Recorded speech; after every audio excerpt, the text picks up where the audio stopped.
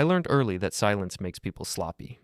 Not the awkward silence that follows a bad joke, or the kind that hangs over a room when someone forgets what they were saying. I mean the deliberate kind, the kind you choose, the kind that convinces everyone else you're harmless, maybe even a little slow, because you don't rush to fill the space. That silence bought me a seat at that table. Before we dive deeper into this story, I have one small request. Please subscribe, drop a like, comment, and hit that hype button to boost this channel so more people can discover these incredible Reddit stories. The restaurant sat on the top floor of a renovated hotel downtown, all glass and muted lighting, the kind of place where menus didn't list prices and the servers wore expressions that suggested they'd seen every version of wealth pretending to be effortless. Nina loved places like that. She said they inspired her. She said atmosphere mattered. She said a lot of things that sounded good when repeated back to her. The table was already half full when we arrived. Vanessa sat opposite the window, back straight, chin lifted, her hair arranged with enough precision to suggest she'd practiced in the mirror. She wore a jacket that looked uncomfortable on purpose, something structured and expensive looking, the kind meant to announce success before she ever opened her mouth. Her husband sat beside her, one arm stretched along the back of her chair, as if the entire restaurant belonged to him. He laughed loudly at nothing in particular, already mid-story, already enjoying the attention. He was good at that. He could walk into a room and make people feel like something interesting was about to happen, even if nothing ever did.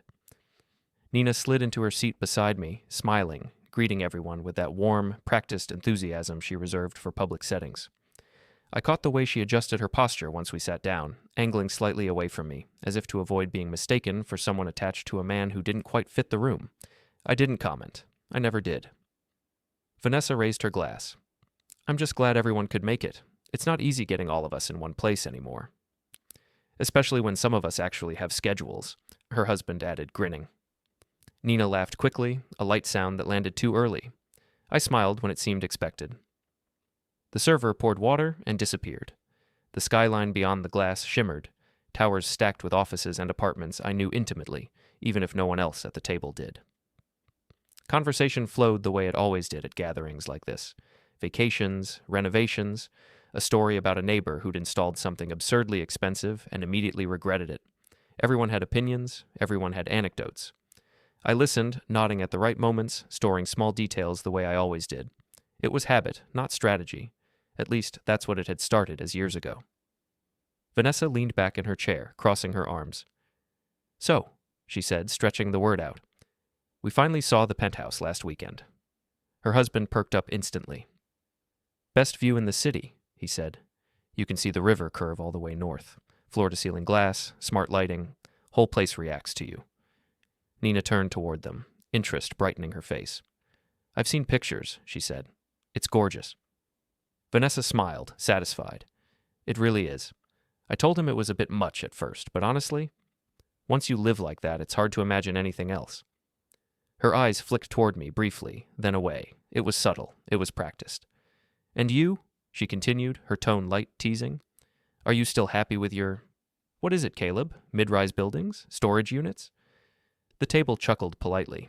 Not unkindly, just enough to acknowledge the joke. Nina laughed too, a fraction louder than necessary. I mean, Vanessa went on, waving a hand, no offense. Someone has to own the boring stuff. But it must feel strange watching everyone else move up while you stay comfortable.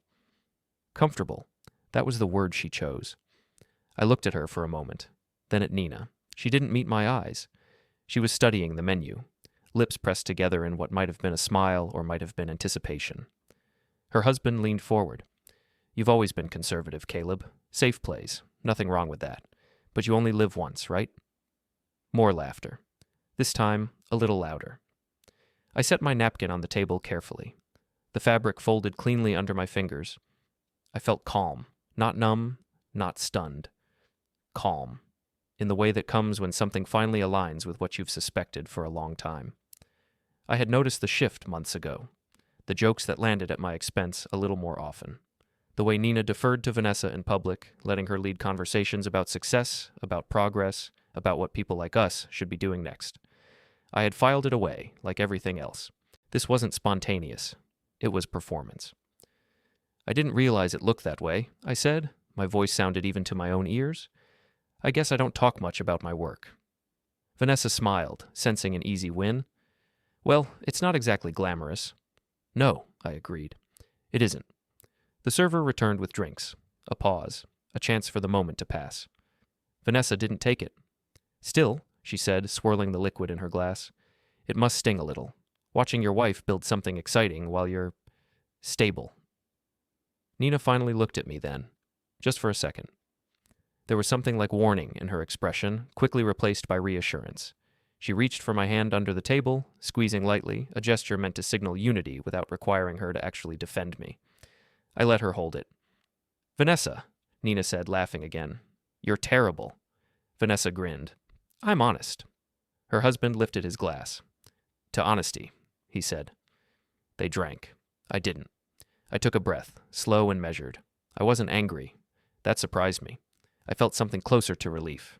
The kind you get when a fog lifts and you realize the road you're on has been ending for a while now. The penthouse is nice, I said. Vanessa nodded eagerly. It is. You should enjoy it, I continued. You won't be there much longer. The table quieted, just slightly, enough to notice. Her husband frowned. What's that supposed to mean? I turned my glass slowly, watching the ice settle. The lease expires at the end of the month. Vanessa laughed. We just signed it. Yes, I said. You did? She tilted her head. Then why would... I signed it too, I said gently. Different line. Same document. Silence this time was not chosen. It arrived on its own. Her husband stared at me, confusion spreading across his face. That's not funny. I'm not joking. Nina's hand slipped from mine. Vanessa's smile faltered. Caleb, what are you talking about? The Penthouse, I said. It's held under one of my companies. I set it up years ago, bundled with a few other units in that building. Your husband's firm went through a broker, but the ownership never changed. I could see the moment the words connected. It was subtle, like a shadow crossing her eyes. That's impossible, her husband said. We would have known. You knew the broker, I replied. You knew the terms. You didn't ask who held the title. Vanessa looked at Nina. You knew about this? Nina's mouth opened, then closed. I told you, I said, not raising my voice. Years ago, when we talked about keeping certain assets separate. Her husband pushed his chair back slightly. So what? You're saying you own our place? I'm saying I own the structure, I said. You rent the view. No one laughed. The server hovered at the edge of the room, sensing something wrong but unsure whether to intervene. I caught his eye and nodded, a silent signal that we were fine. He retreated. Vanessa's fingers tightened around her glass. This is some kind of power move. It's just a fact, I said, one you seemed comfortable mocking me over a few minutes ago. Her husband leaned forward, his voice sharp. You embarrassed us. I met his gaze. You asked me to. Nina finally spoke. Caleb, you didn't have to say it like that. I turned toward her. Like what? In front of everyone, she said. You could have let it go. Why? I asked. So we could keep laughing? Her eyes flicked away. Vanessa stood abruptly. This is unbelievable. I agree, I said. The check arrived, placed neatly at the center of the table. No one reached for it. I'll take care of it, I said, sliding my card forward. Old habit. Vanessa scoffed. Of course you will. I smiled at her then. It felt unfamiliar on my face. It's what I do. We left shortly after. No one suggested dessert. No one lingered. In the elevator, Nina stood a step away from me, staring at the floor numbers as they descended. You didn't warn me, she said quietly. I did, I replied. You just didn't listen. Outside, the city hummed, unaware of the small collapse that had just begun at a table 40 stories above it. Nina walked ahead, heels clicking sharply against the pavement. Vanessa and her husband disappeared into a waiting car without another word. I paused on the sidewalk, looking up at the building across the street. One of mine. Not impressive by their standards. Just concrete and glass and reliable tenants, comfortable. I took out my phone and opened a note I'd started weeks ago, long before tonight. A list of names, companies, dates. I added one more line. The silence I'd chosen all these years had finally done its job. I didn't sleep much that night, but not for the reasons Nina probably assumed. There was no pacing, no staring at the ceiling, no replaying the dinner in my head like a bad recording stuck on repeat. I slept in short, efficient blocks, the way I always did when my mind had already moved on to logistics. Emotion wastes time. Structure saves it. By 6 in the morning, I was at my desk, coffee untouched, laptop open, the city still half asleep outside the window. I liked this hour. Fewer distractions, fewer people trying to sound important, just systems doing what they were designed to do. I opened the first folder, Holdings. It wasn't dramatic. No secret vaults or hidden accounts, just a clean hierarchy of LLCs, trusts, and partnerships built over 15 years, each one created for a specific reason, each one documented properly. I had learned early that the most effective leverage was boring on the surface. People didn't fear what they didn't understand, and they rarely bothered to understand paperwork. I scrolled through properties, pausing on the Penthouse listing. Same address, same unit number, same signature at the bottom, mine. I didn't feel satisfaction looking at it, just confirmation. Next folder, Disbursements. Nina's brand sat there like a well-fed animal. Marketing spend, production costs, influencer contracts.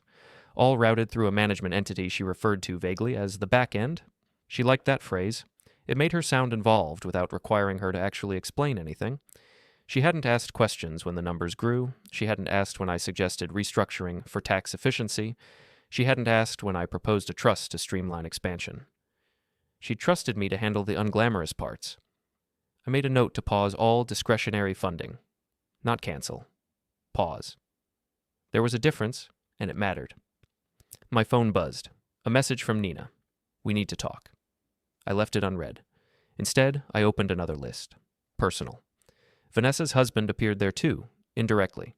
Consulting firm, short-term contracts, impressive titles, thin margins. I followed the thread backward, tracing payments through intermediaries until I found the overlap. There it was, the signature, not mine this time. His. Years ago, he'd signed a personal guarantee on a commercial lease for one of his firm's offices. It wasn't unusual. The space was modest, the terms reasonable. He'd been eager then, fresh off a promotion, convinced the momentum would carry him forward. Momentum doesn't forgive laziness. The lease renewal was coming up, 30 days, automatic extension unless either party opted out. I highlighted the clause and added it to my notes.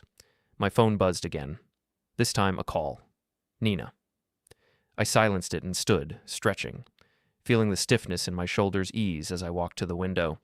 Below, traffic crawled into motion, people commuting to jobs they either tolerated or resented. I wondered how many of them believed their lives were independent of someone else's quiet decisions. More than they'd like to admit. I grabbed my jacket and headed out. There were a few things better handled in person. The parking garage beneath my office building echoed softly as I walked to my car. I noticed a familiar sedan parked a few spaces over. Marked tires. Recently washed. Vanessa's husband liked keeping his things immaculate, even when the rest of his life ran on appearances. I paused beside it, studying the license plate. I didn't touch the car. No scratches. No dents. That would have been crude. Instead, I pulled out my phone and took a photo. Time-stamped. Location tagged. Then I walked away. The first stop was a mid-rise office building on the edge of downtown. Not impressive, clean, well-managed. The kind of place companies moved into when they wanted to look established without overreaching. I took the elevator to the third floor and stepped into a reception area that smelled faintly of citrus cleaner and old carpet. "Morning, Caleb," the receptionist said, smiling. "You're early." "Busy week," I replied. She nodded sympathetically, the way people do when they assume busyness equals importance. I returned the smile and walked past her into a small conference room. 10 minutes later, my attorney arrived. She was efficient, direct, and allergic to drama, which was why I'd worked with her for so long. "You made a scene," she said, settling into a chair. "I corrected one," I replied. She didn't argue. "What's next?" I slid a folder across the table. "I want to formalize the separation of personal and joint assets." She flipped it open, scanning the contents. "You've already done most of the work." "I don't like scrambling." "No," she agreed. "You like inevitability." She pointed to a document. "This trust. Your wife isn't a beneficiary." "She never was." "Did she know that?" "She knew what she wanted to know." The attorney closed the folder. "Once this moves forward, things will change quickly." "That's the point." She studied me for a moment. "Are you prepared for the reaction?" I thought of Nina's laugh at the table, the way she'd let Vanessa lead, the silence afterward. "Yes," I said. By the time I returned to my office, my phone held 8 missed calls and a handful of messages. Nina, Vanessa, An unknown number I recognized as Vanessa's husband's assistant. I ignored them all. Instead, I called the property manager overseeing the penthouse. "End of month," I said, once we'd exchanged pleasantries. "No renewal." There was a pause. "Any reason?" "No longer aligned with our portfolio strategy." Another pause. "Understood." Simple. Clean. Next call. The broker who'd handled Vanessa's husband's office lease. "I'll be sending notice today," I said. "Please confirm receipt." "That's unexpected," he said carefully. "Most things are," I replied. When I hung up, I finally checked Nina's messages. "Why didn't you tell me you were planning this? Vanessa is furious. You humiliated us. This was supposed to be family." I typed a response, deleted it, then typed another. "We can talk tonight?" That was all. I left the office early and drove without a destination for a while, letting the city blur past. I wasn't avoiding the conversation. I was timing it. At a stoplight, my phone buzzed again. A new message, this one from an old friend I hadn't seen in months. "Heard things got tense last night." Interesting. News traveled fast. "People are talking," the message continued. "Didn't know you had that kind of pull." I smiled faintly and replied. Neither did they. That was when it clicked. The dinner hadn't just been about mocking me, it had been a test, a way to measure my reaction, to see how much space they could take before I pushed back. They'd assumed I wouldn't. The light turned green. I drove on. When I got home, Nina was already there, sitting at the kitchen table, phone face down, posture rigid. "You didn't answer me," she said as I set my keys down. "I was working," she stood. "You're always working." "Yes," I said. "That's how this house exists." She flinched. "That's not fair." Neither was last night. Her jaw tightened. Vanessa was joking. She was assessing. "You're overthinking it." I looked at her then, really looked. The way she held herself, the way she framed everything as harmless, accidental, unintended. "No," I said quietly. "I'm finally thinking it through." Her eyes narrowed. "What are you doing, Caleb?" "I'm taking inventory." "Of what?" "Everything." She laughed, sharp and brittle. "You sound dramatic." "I sound organized." She opened her mouth to argue, then stopped. "Are you going to pull funding?" The question slipped out before she could soften it. "I'm pausing expansion," I said, "until we clarify ownership and direction." Her face changed. Not anger, not sadness, fear. "You can't do that," she said. "I already have." She took a step toward me. "You're punishing me." "I'm correcting an imbalance." She shook her head. "You're doing this because of one dinner." I picked up my phone and showed her the list. Names, dates, notes. "No," I said. "I'm doing this because that dinner confirmed a pattern." She stared at the screen, then back at me. "You planned this." "Yes." "How long?" "Long enough." The silence that followed wasn't the sloppy kind. It was heavy, uncomfortable, and revealing. "I didn't think you'd actually act," she said finally. "I know." She sank back into her chair. "What happens now?" I considered the question. Outside, the evening settled in, lights flickering on across the city, each one tied to a decision someone else believed they controlled. "Now," I said, "things move." Her phone buzzed on the table. Vanessa's name flashed across the screen. Nina didn't answer it. I watched her watch the phone, watch the realization take shape behind her eyes. Not guilt, not regret, exposure. I turned and walked out of the room, heading upstairs to my office, already thinking 3 steps ahead. The inventory wasn't finished, not even close, but I had found the signature that mattered. And once you know where everything connects, pulling one thread is enough. Pressure works best when it doesn't announce itself. I didn't send dramatic emails or make phone calls that could be replayed later with selective memory. I let systems do what they were designed to do when inputs changed. No speeches, no warnings, just absence. By midweek, the absence was already noticeable. Nina's brand manager called first. Polite voice, tight phrasing, the kind people use when they're worried but trying not to show it. "There seems to be a delay on the next transfer," she said. "We're supposed to greenlight a production run." "I've paused discretionary spending," I replied. There was a pause on the other end. "For how long?" "Until further notice." "That's going to affect timelines." "I'm aware." She thanked me and hung up, already recalculating explanations she'd need to give to people who believed momentum was a permanent state. I didn't enjoy it. That surprised me. I'd expected some rush, some sense of vindication. Instead, it felt like adjusting a thermostat. Necessary, impersonal. Next came the Penthouse.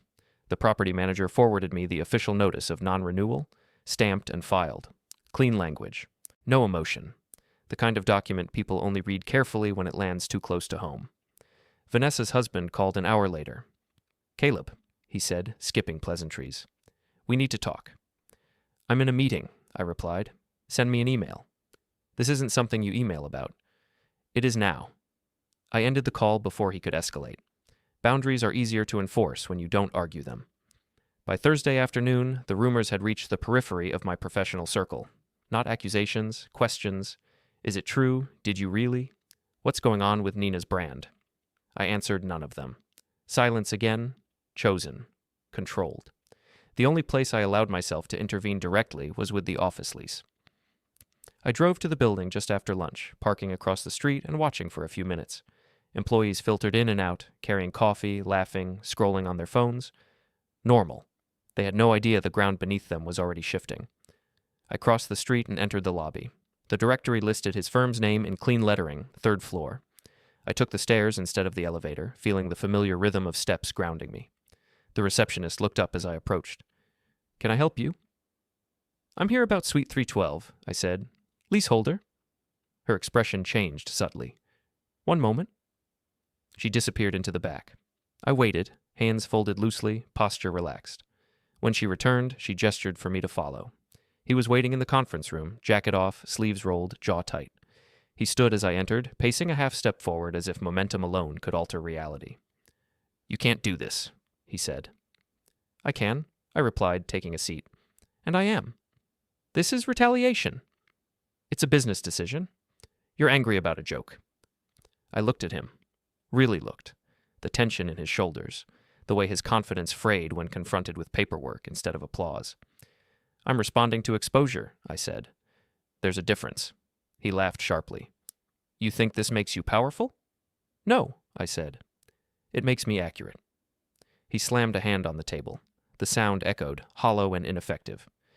"You're going to hurt people," he said. "Employees, clients." "You signed the guarantee," I replied. "That's how this works." His breathing quickened.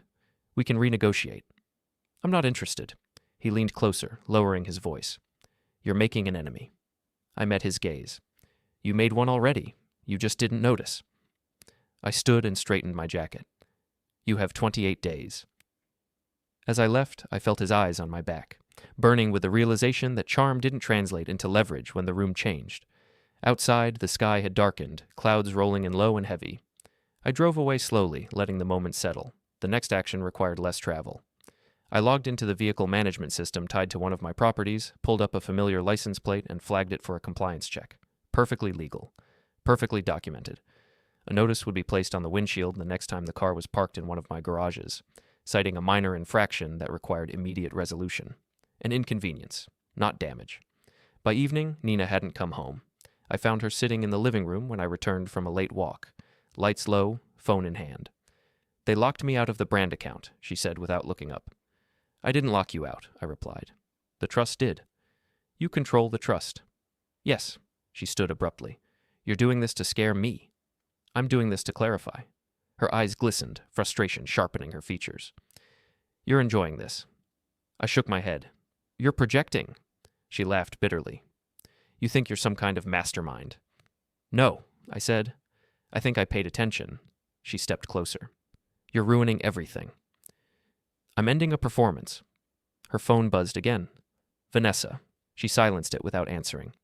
"They're calling you cruel," Nina said. "Calculated," I smiled faintly. "They're learning new words." She crossed her arms. "What do you want?" The question hung between us, heavy with expectation. "I want honesty," I said, "and accountability." "You could have asked." "I did," I replied. "You laughed." She turned away, shoulders sagging. "This is humiliating." "Yes," I said. "It is." That night, I slept better. The following day delivered the first real crack. Vanessa cornered me in the parking garage beneath a restaurant we both frequented. She stood between my car and the exit, arms crossed, heels clicking sharply against concrete as she shifted her weight. "You think this is funny?" she demanded. I think it's revealing, I replied, unlocking my car with a soft beep. You're threatening my family. I'm enforcing boundaries, she scoffed. You're petty. I'm precise. She stepped closer, lowering her voice. You can't just take things away because you feel slighted. I'm not taking anything, I said. I'm declining to provide it. Her face tightened. You're enjoying watching us scramble. No, I said calmly. I'm watching you react. She reached out, grabbing my sleeve, not hard, desperate. Fix this, she said. I looked down at her hand, then back at her face. Let go. She hesitated, then did. You laughed at me in public, I continued. You assessed my worth based on appearances.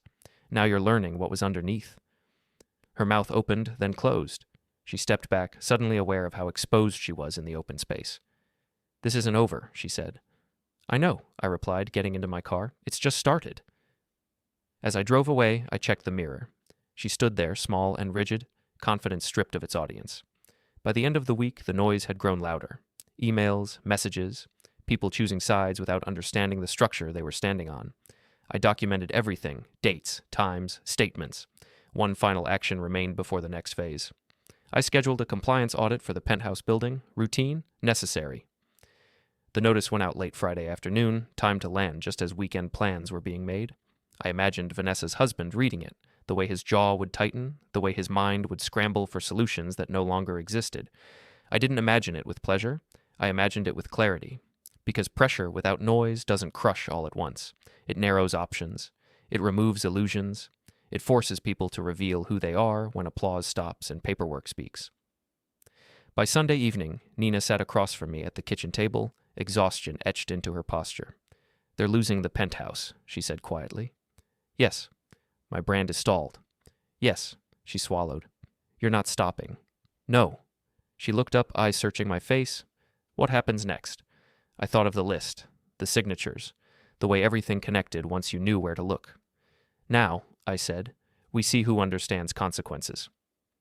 Outside, rain began to fall, soft and steady, washing the city in a muted sheen. Inside, the inventory continued, and I was just getting started. Apologies are easy when they don't cost anything. They come dressed as concern, wrapped in late-night messages and carefully chosen pauses. They arrive after damage has begun, but before accountability settles in. I'd seen enough of them in business to recognize the rhythm. What surprised me was how familiar it sounded when it came from Nina. She started with coffee. Not an invitation, not a question, just a mug placed gently on my desk Monday morning while I was reviewing documents, the steam curling upward as if warmth alone could soften what was coming. I made your favorite, she said. I didn't look up. You made coffee. She waited for more. When it didn't come, she pulled out the chair opposite me and sat. I've been thinking, she said, about everything. I'm sure you have. Her mouth tightened. She took a breath. I should have shut Vanessa down at dinner. Yes, I said, you should have. She nodded quickly, encouraged by the lack of resistance. I didn't realize how much it bothered you.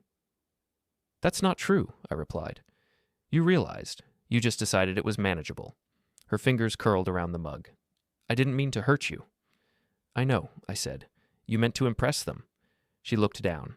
Silence stretched between us, uncomfortable but honest. I was wrong, she said finally. I let it go too far.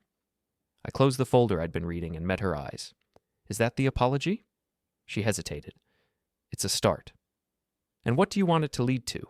She swallowed. For us to reset, to move past this. I leaned back in my chair. Move past to where? To before, she said quickly. Before things got extreme. I almost smiled. There was no before, I said. There was just less visibility. Her expression hardened. You're punishing me. No, I said calmly. I'm ending my participation. She shook her head. You're acting like I betrayed you. You aligned against me in public, I replied. You benefited privately. That's not accidental. Her voice rose slightly. It was one moment. It was one moment you felt safe revealing, I said. She stood, pushing the chair back. You're enjoying this power. I stood too, slowly, keeping my tone level. You're confusing control with clarity. She paced the room, hands moving as if arranging an argument she'd rehearsed. Vanessa is losing her home because of this. She's losing access to something she never owned, I said. You could stop it? I won't. She stopped pacing. You could fix everything. I met her gaze. There is no version of this that goes back to what you want. Her phone buzzed on the counter. She glanced at it, then away. I didn't need to see the name. She's saying you planned this, Nina said quietly. I did. Her head snapped up. Before the dinner? Yes. She stared at me, something close to disbelief flickering across her face. You're lying. I reached into the drawer of my desk and slid a document across the surface toward her. She didn't touch it at first. What is this? She asked. Financial separation paperwork, I said. Prepared 3 weeks ago. Her breath caught. You were already leaving. I was already preparing, I corrected. There's a difference. She picked up the document with shaking hands, flipping through pages, scanning signatures, dates. You didn't tell me, she said. I didn't need to, I replied. I needed to be ready. She dropped the papers onto the desk. So the dinner didn't cause this. It confirmed it. She sank back into the chair, shoulders sagging. You never gave me a chance. I gave you years, I said. I watched how you spoke about me when you thought I wasn't listening. Tears welled in her eyes. Real this time, or at least convincing. I didn't think you'd do this, she whispered. I know, I said. That was the truth she couldn't escape. By afternoon, the apology had shifted tone. Vanessa stopped trying to reach Nina and came directly to me. She didn't call. She showed up. I was leaving a client meeting when she intercepted me in the lobby, heels sharp against marble. Expression tight with urgency and something close to panic. We need to talk, she said. I'm busy, I replied, continuing toward the exit. She grabbed my arm, harder this time. Now, she said. I stopped and looked at her hand, then at her face. Let go. People were watching. She realized it a second too late and released me, forcing a laugh. 5 minutes, she said. That's all. I considered it, then nodded toward a bench near the windows. She sat too close, lowering her voice. This has gone far enough. I disagree. My husband is getting calls, she said. From clients, from partners. They're backing away. Momentum is fragile, I said. You should know that. She clenched her jaw. You're doing this to embarrass us. I'm responding to your assessment, I replied. You measured worth publicly. Now you're seeing the full equation. She leaned in. You think people will respect you after this? I think they'll understand me. Her laugh was sharp. You're isolating yourself. No, I said. I'm clarifying. She shook her head. Nina deserves better than this. I looked at her. You don't get to speak for her anymore. Her eyes flashed. She's my sister. And she's my wife, I said. For now. That stopped her. What does that mean? She asked. I stood. It means the conversation is over. As I walked away, she called after me, her voice cracking. You'll regret this. I didn't turn around. By evening, the news broke fully. The Penthouse listing went live. Not publicly advertised, but quietly circulated through the broker network. A whisper, not a shout. Enough for the right people to notice. Nina saw it on her phone while we were eating dinner in silence. Her fork froze halfway to her mouth. It's already happening. Yes, I said. She set the fork down. They're calling it a forced move. I'm calling it a conclusion. She looked up at me, eyes tired. You don't feel anything? I feel accurate, I said. She shook her head slowly. You're not the man I married. I considered that. You married the version of me that stayed quiet. That version was kinder. That version was invisible, I replied. Her phone buzzed again. She didn't check it this time. Later that night, she tried a different approach. She knocked on my office door, soft this time. Can I come in? Yes. She closed the door behind her and stood there, unsure, like a guest in her own house. I talked to Vanessa, she said.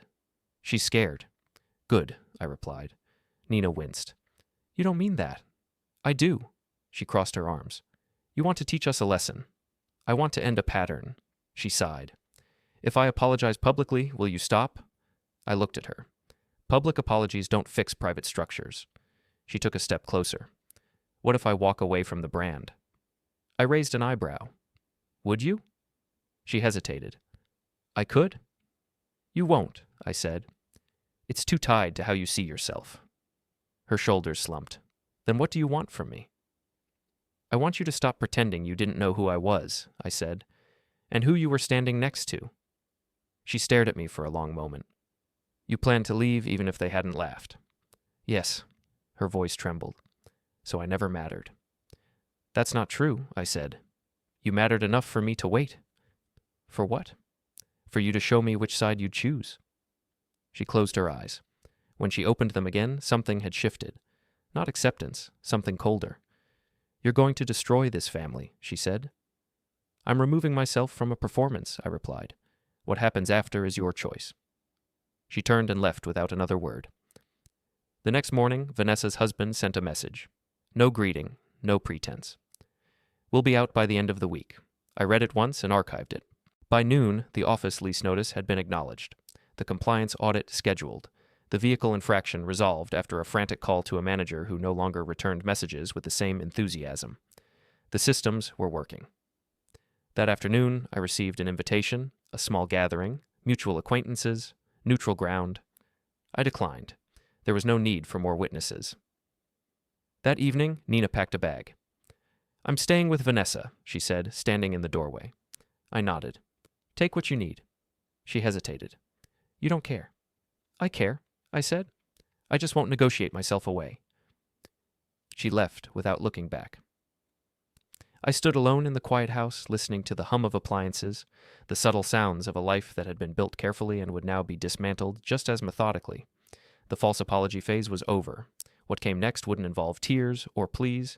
It would involve reality settling in, one document at a time. And once that happened, there would be no more pretending, only consequences.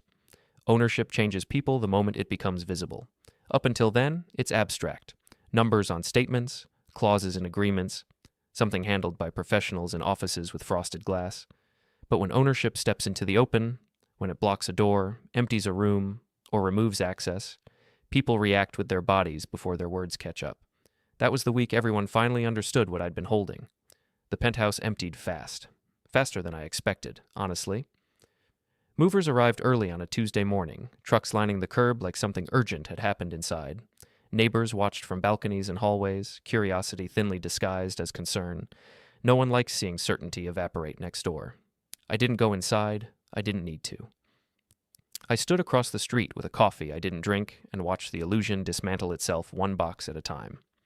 Vanessa's husband supervised with forced calm, barking instructions into his phone, smiling too widely at people who asked questions he didn't answer. He caught sight of me halfway through and froze for a second. Not long, just enough to register that this wasn't an accident. He crossed the street toward me, shoulders squared, confidence patched together from habit. You didn't have to be here, he said. I own the building, I replied. I check on my assets. He laughed, but it came out uneven. You're enjoying this. No, I said. I'm concluding it. His jaw tightened. You think this ends things? I think it defines them. He leaned closer, voice low. You're making enemies. I met his gaze. You confused applause with loyalty. He stared at me for a moment longer, then turned away sharply, returning to the performance he could still control. I watched him go, noticing how often he glanced back, as if expecting the ground to shift again. Later that afternoon, I visited another property. A warehouse conversion near the river, clean lines, secure access. I'd scheduled a walkthrough with a potential tenant weeks earlier. The timing wasn't symbolic, it was practical. Inside, the space echoed with possibility. Concrete floors, high ceilings, sunlight cutting through tall windows, the kind of place people talked about as if it were a future they could step into just by imagining it. My phone buzzed. Vanessa.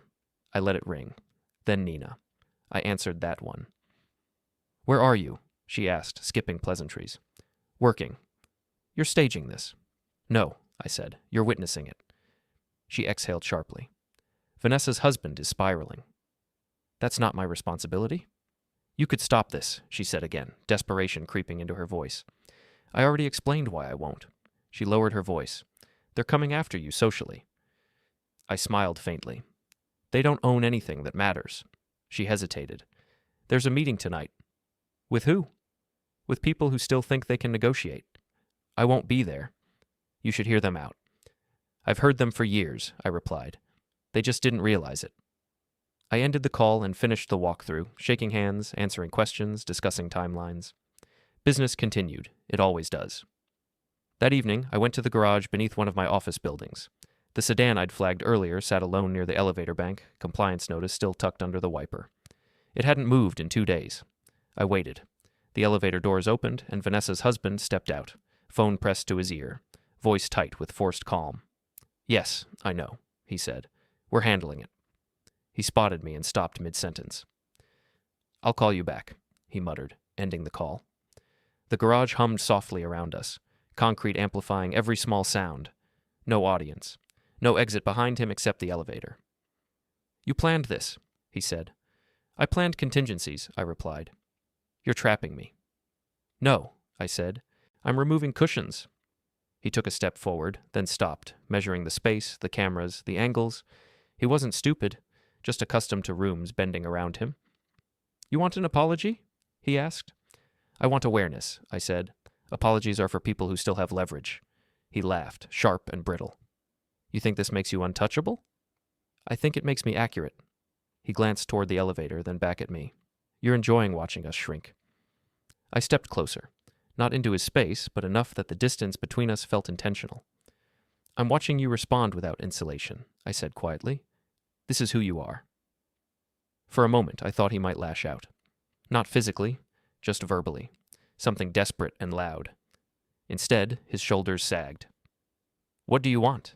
he asked. I held his gaze. "Nothing from you." That unsettled him more than any threat could have.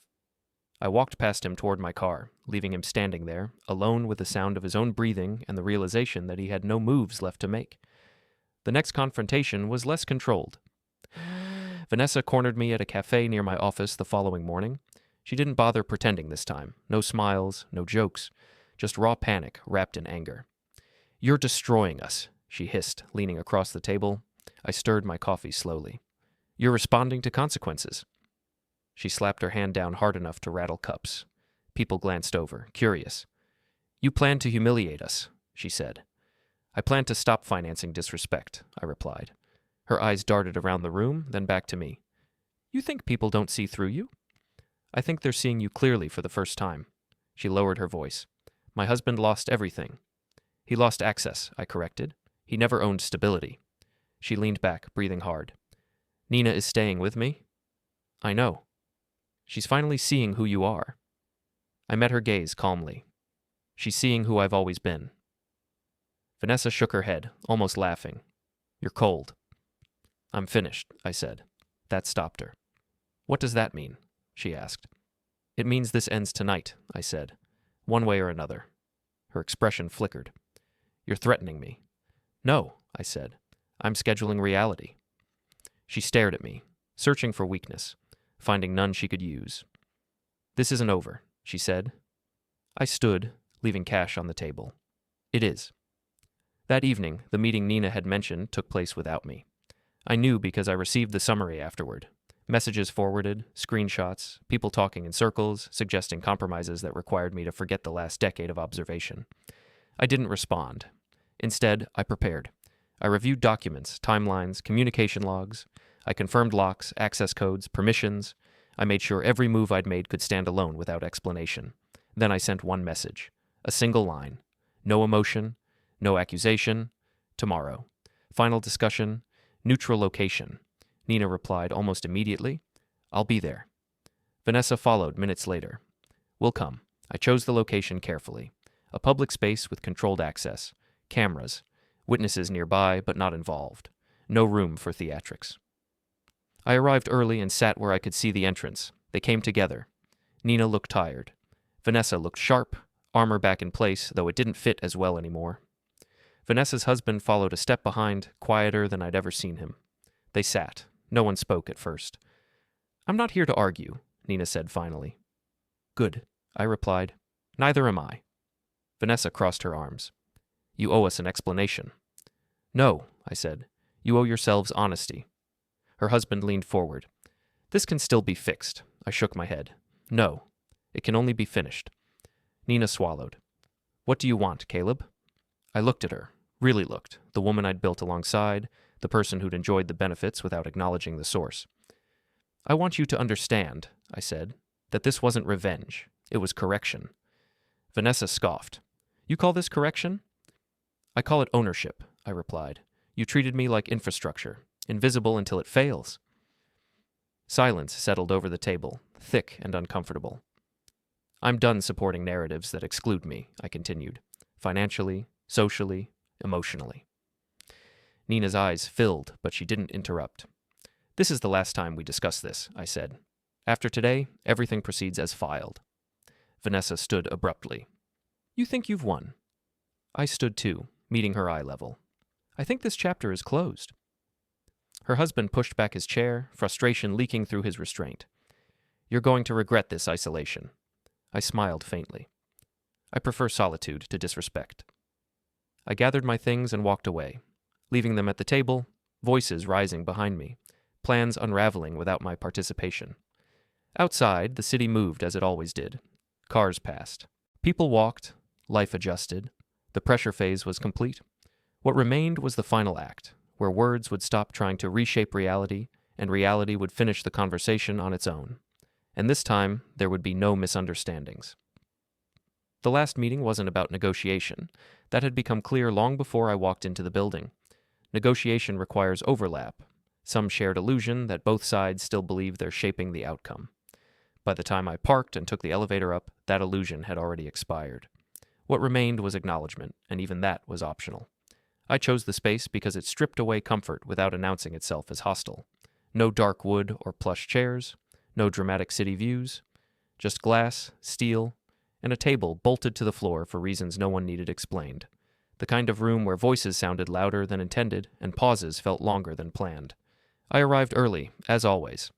Sat where I could see the door, the corridor beyond it, and the reflection of myself in the glass. Not to admire anything, just to confirm alignment. Body language, posture, calm, no rehearsed speeches, no emotional cues to manage. Everything I needed was already done. I placed a folder on the table. It wasn't thick. It didn't need to be. The weight came from what it represented, not how much paper it held. Systems finalized, access removed, ownership clarified. I checked my watch. 6 minutes early, they arrived together. Nina first, slower than usual, as if each step required permission. She looked smaller without the confidence she'd borrowed from other people's reactions. Her eyes scanned the room the way someone looks for exits in unfamiliar buildings, even when they don't intend to leave. Vanessa followed closely, shoulders squared, expression sharpened into something rigid and defensive. She wore confidence the way some people wear tailored jackets, structured, deliberate, and meant to signal authority, even when nothing underneath supported it. Her husband came last, quiet, observant, no attempts at charm, no theatrical size, just calculation, flickering behind his eyes as he assessed the room, the cameras, the way security stood far enough away to be useless but close enough to matter. They took their seats. No greetings, no small talk. I didn't offer any. This is the final conversation, I said. My voice carried easily in the space. Not raised, just unfiltered. I won't repeat myself after today. Vanessa leaned back, arms crossed. You say that like you've been reasonable so far. I've been precise, I replied. That's not the same thing. Nina folded her hands in front of her, fingers interlaced tightly. What happens after this? She asked. I looked at her for a moment before answering, not out of hesitation, out of respect for the fact that this was the last time her questions would shape anything. What's already in motion continues, I said. Separately. Her jaw tightened. You're ending everything. I'm ending participation. Vanessa laughed under her breath. You really think you're the injured party here? I think I observed longer than you expected, I replied. Her husband leaned forward slightly, palms flat on the table. You staged all of this, he said. Every step. Yes. Nina flinched at the certainty in my voice. Even the dinner? I nodded. I knew what would happen if I stayed quiet long enough. Vanessa shook her head, lips curling into a thin smile that didn't reach her eyes. So you baited us. I allowed you to be yourselves, I said. You filled in the rest. Silence settled in, thick and uncomfortable, the kind that exposes thought patterns people usually hide behind noise. I slid the folder forward and opened it. Inside were copies. Not threats, not accusations, charts, ownership diagrams, access hierarchies, termination confirmations, each page designed to stand on its own, no interpretation required. You'll notice, I said, tapping the first document, That all shared access ends tonight. Vanessa's husband frowned. What does that mean? I glanced at my watch. It means it already has. As if the room itself had been waiting for that sentence, his phone vibrated on the table. He looked down, color draining from his face as he read the notification. My access badge just stopped working. Yes, I said. The system updated at 6. Vanessa grabbed her phone next, tapping furiously. My parking access. Revoked, I said. You're a guest now. Her mouth opened, then closed. She stared at the screen as if it might change its mind. Nina looked between us, confusion mixing with something closer to realization. You didn't tell me. I told you everything that mattered, I replied. You chose not to hear it. Her voice wavered. Where am I supposed to go? That's no longer my decision. Vanessa pushed her chair back sharply. You're doing this in front of everyone? I gestured to the glass walls. Transparency. Her husband stood, fists clenched at his sides. You think this ends us. I think this ends your proximity to me, I said. He took a step toward me, then stopped. The cameras, the security, the absence of chaos he couldn't control. He was learning, in real time, what leverage looked like when it didn't announce itself. This is humiliation, he said. This is structure, I replied. Humiliation was dinner. Nina stood slowly, as if standing too quickly might fracture something. If I walk away right now, she asked, is there any chance? No, I said gently. There isn't. She nodded, a single controlled motion, as if she'd expected that answer all along but needed to hear it spoken. Vanessa shook her head. You plan to leave us with nothing. I plan to leave you with exactly what you built without me, I said, which turns out to be very little. That was the moment the room shifted. Not dramatically. No raised voices, no sudden movements. Just the collective realization that there was nothing left to argue against. The structures they'd relied on were no longer invisible. They were visible, documented, and final. Vanessa's composure cracked, her voice rising despite herself. You think people won't talk about you? I think they already are, I replied. And they're finally accurate. Her husband grabbed the back of his chair, knuckles pale. You're isolating yourself. I stood. I'm reclaiming myself. I pressed a button on the table. The glass wall nearest us turned opaque, muting the hallway beyond. Not dramatic, just controlled. A visual confirmation that this space belonged to me, and by extension, so did the outcome. I won't be available after tonight, I said. Any further communication goes through counsel. Nina stepped closer, her voice low, almost fragile. You never loved us. I met her eyes. I loved what I thought was real. That was the last truth I owed her. Vanessa let out a hollow laugh. You think you've won? I gathered my things. I think I'm done explaining. As I turned toward the door, Vanessa called after me. This isn't justice. I stopped, turned once, and met her gaze. It isn't revenge either, I said. It's alignment. I left them there, the opacity behind me holding their reflections without offering them a way through. Outside, the building carried on as if nothing had happened. Lights glowed in offices where people still believed effort alone determined outcomes. Elevators chimed. Conversations continued. Life adjusted. My phone vibrated once. A confirmation. All access terminated. All transitions complete. I slipped the phone into my pocket and kept walking, already moving forward, already finished with what no longer required my presence. I didn't go straight home. Home implies something waiting for you, an expectation of return. I drove instead, letting the city unfold in practiced grids and familiar turns, the kind you don't need navigation for because you helped design how the routes connected in the first place. My phone stayed silent after that single confirmation. No follow-ups, no panic messages sneaking through. Council would handle anything formal from here on out. That was the point of structure. You build it so you don't have to keep standing in the doorway explaining why it exists. I parked beneath one of my older buildings, a mixed-use place I'd acquired years ago when no one thought it was worth the trouble. Concrete ramps spiraled downward, the sound of tires echoing softly, every level marked and numbered cleanly. Predictable. Honest. I stepped out and stood there for a moment, breathing in the familiar scent of oil and dust and something faintly metallic. This building never pretended to be impressive. It did its job and expected the same from anyone who entered. My phone vibrated again. A message from Nina. They're still in the room. Vanessa won't stop talking. He looks like he's going to break something. I read it once. Then I replied, That's not my concern. I didn't add anything else. I walked toward the elevator, badge scanning green as expected. Access still worked where it mattered. I rode up to the top floor and stepped out into a space that hadn't been staged for anyone else's approval. No unnecessary decor, no performative luxury. Just clean lines, quiet light, and glass that looked out over a city that didn't care who you were as long as you respected the physics of it. I poured myself a drink and didn't touch it. Instead, I sat at the desk and opened my laptop. Not because there was more to do, but because habits don't vanish the moment tension resolves. I reviewed a few dashboards. Everything was where it should be. Leases updated. Access logs clean. No anomalies. Then the alert came. Not from my phone. From the building system. Unauthorized movement detected. I didn't react immediately. I checked the timestamp. 2 minutes ago. Location, lower conference level. The room. I pulled up the camera feed. The opacity was still active, but the internal cameras showed enough. Vanessa pacing, hands moving sharply as she spoke.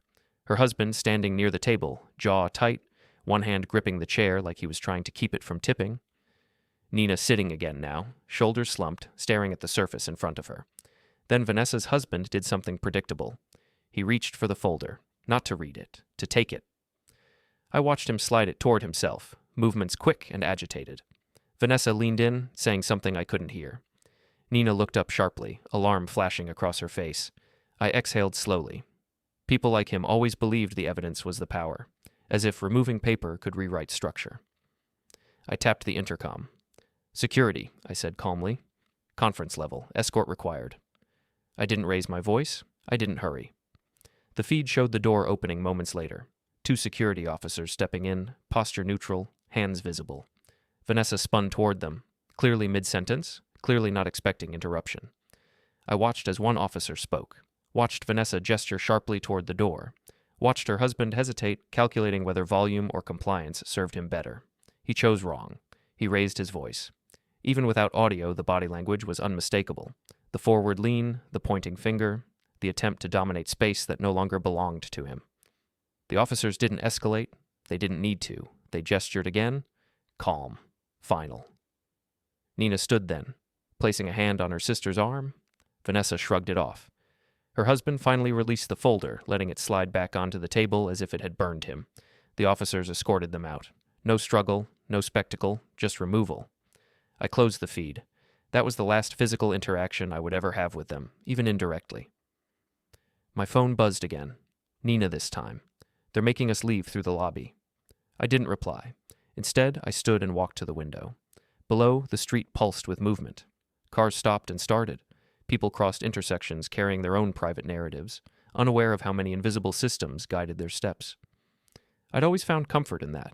The idea that order didn't require approval. It just required consistency. I finished the drink in one swallow, not savoring it, just clearing the space. Another message came in, this one from Vanessa's husband. You think this is over. It's not. I stared at the screen for a moment. Then I typed back, it is for me?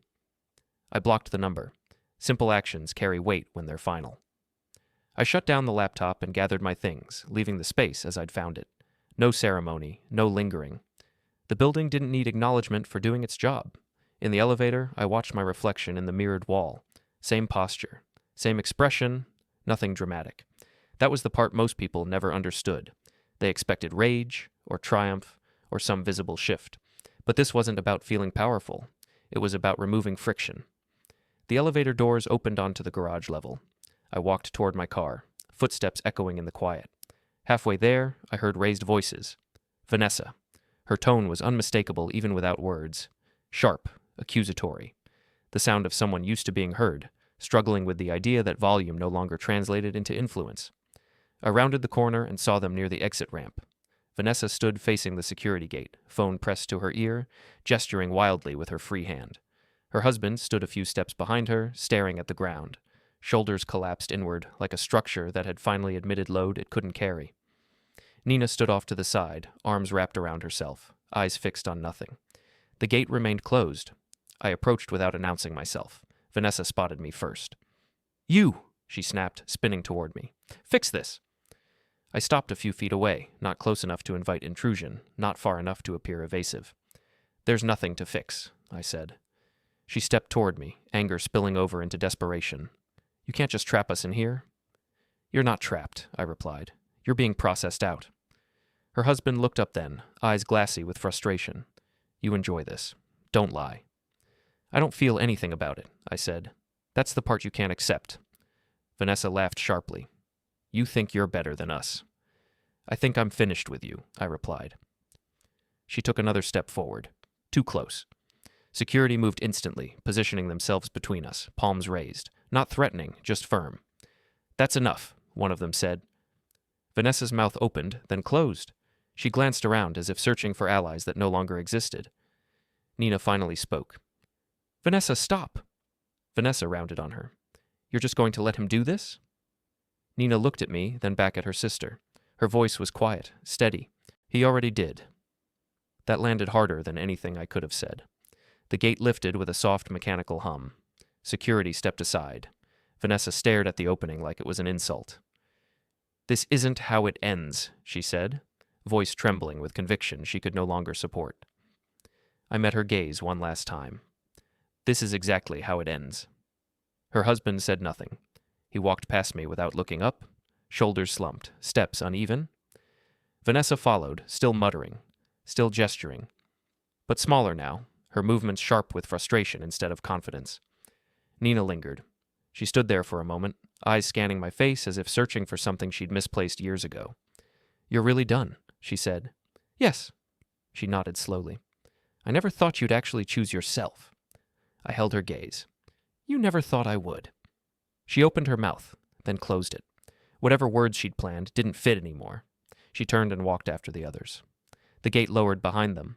I stood alone in the garage, the echo of their departure fading into the hum of the building.